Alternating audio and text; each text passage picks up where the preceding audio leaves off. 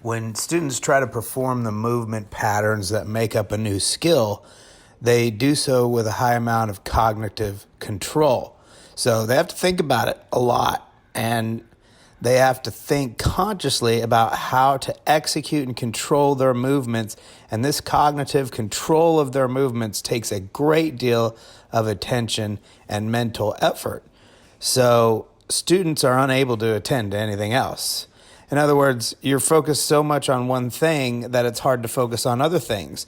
And so while you're focused on that one thing, you're not focused on another thing, which is why training aids can really help you. They eliminate the need to think about what that training aid is training, and now you can focus on other things as well. And this way you can get more efficient practice in. So we have Joanne here, and Joanne is a beginner. She doesn't golf. She's got the Grip Secret training aid there because that will take care of her grip or grip pressure, which will allow her to keep the club on plane. It will allow her a soft transition at the top, and she can focus on what her larger muscles are doing rather than trying to think about too many things. So what this training aid does is allow you to get on plane. It allows you a soft transition at the top and a nice release at the bottom, which takes care of most of what the upper body is doing. With this golf training aid on, all you have to do is think about extension away from the ball and making sure that you step into the shot. And we can see Josh Gregory, PGA Tour instructor, demonstrate that.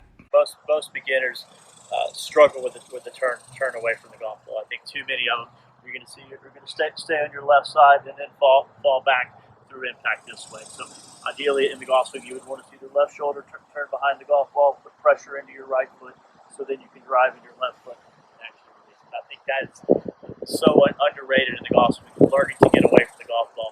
So many great teachers, instructors have talked about the first foot away from the golf ball. If you could really just get a little bit more turn, get a little bit deeper in your backswing, get the pressure into your right toe, and then you're able to drive your left toe to get going forward. So extension going back would be one. A lot of beginners come out of the shot. Do you think what's a good drill for extension? What's a good drill for staying down?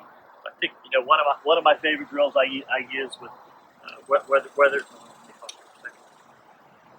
one of my favorite drills that I use with players, whether it's a beginner or whether it's one of the better players in the world, to work on their takeaway, work on extension of the backswing, is to simply place the golf ball about 2 feet behind the ball and just work on rushing this back away from the target. If you notice now, my left shoulder's over my right foot.